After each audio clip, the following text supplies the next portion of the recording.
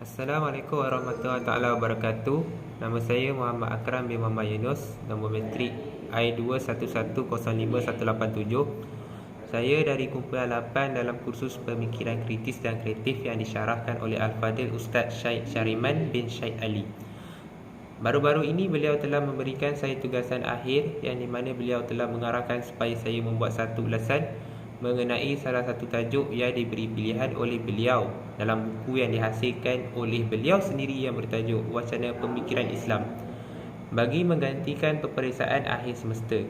Terlebih dahulu, saya ingin menyatakan tajuk telah saya pilih untuk diulaskan dalam video ini, iaitu antara ikhtiar dan tawakal. Saya akan menerangkan serba sedikit pengenalan terlebih dahulu mengenai tajuk tersebut. Penulis telah memulakan pengenalan penulisan beliau dengan satu kata-kata, ucapan atau dialog yang berbunyi, kenapa solat berjemaah dan solat Jumaat hendak ditangguhkan dan surau atau masjid perlu ditutup? Bukankah ini rumah Allah? Sesiapa yang beribadah di dalamnya pasti dipelihara oleh Allah.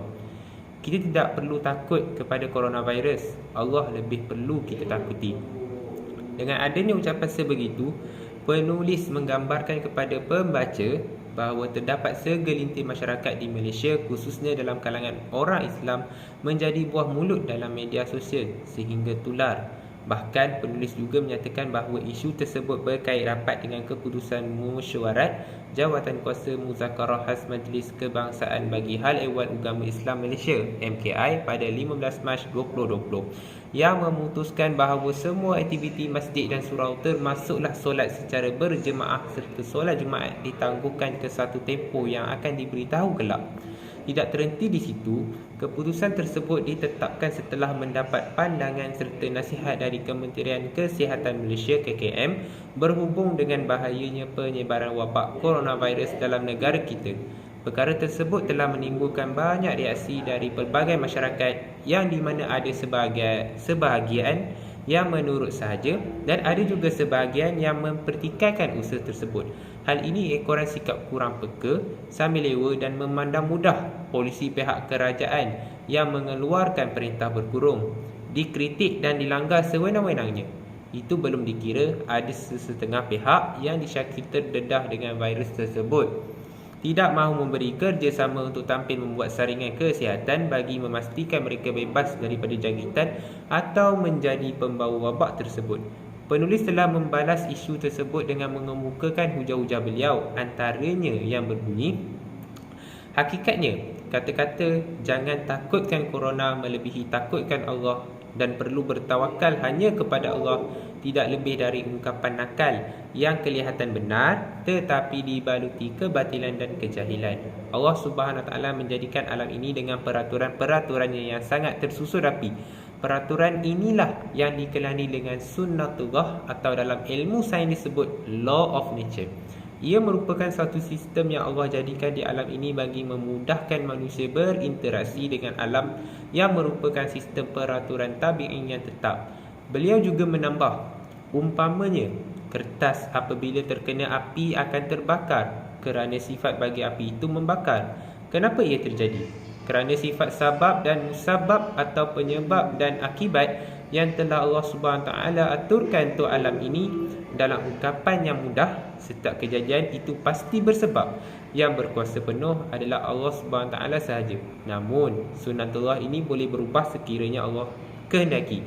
Seperti apa yang berlaku kepada Nabi Ibrahim AS apabila baginda terselamat dari bakaran api yang marak menyala oleh Raja Namrud.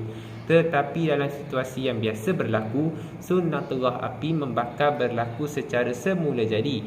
Keadaan api membakar, air yang boleh menghilangkan dahaga, pisau boleh memotong dan sebagainya. Itulah yang digelar sebagai law of nature menurut disiplin ilmu sains. Penulis menguraikan bahawa dalam situasi kita pada hari ini, apabila kita berhadapan dengan wabak COVID-19 yang boleh membunuh, langkah pencegahan mestilah dilakukan berdasarkan sunnatullah dan law of nature.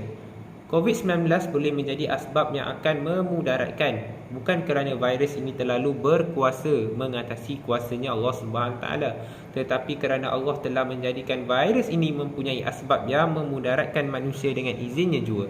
Justru, jika begitu keadaannya, sebagai manusia yang dibekalkan Allah akal fikiran dan ilmu pengetahuan, tidak sewajarnya hanya berserah menghadapi kebinasaan apabila mara bahaya datang menimpa.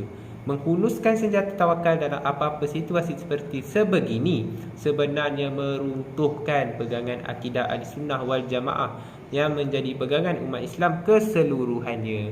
Akhir kata, penulis telah menguraikan mengenai permasalahan tersebut dengan baik, jelas dan mudah difahami oleh para pembaca.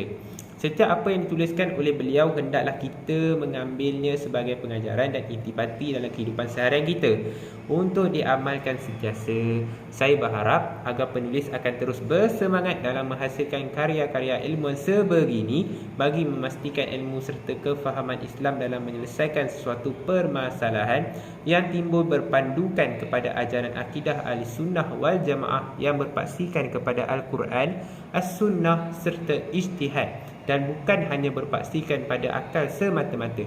Sekian, wabillahi taufiq wal hidayah. Wassalamualaikum warahmatullahi taala wabarakatuh.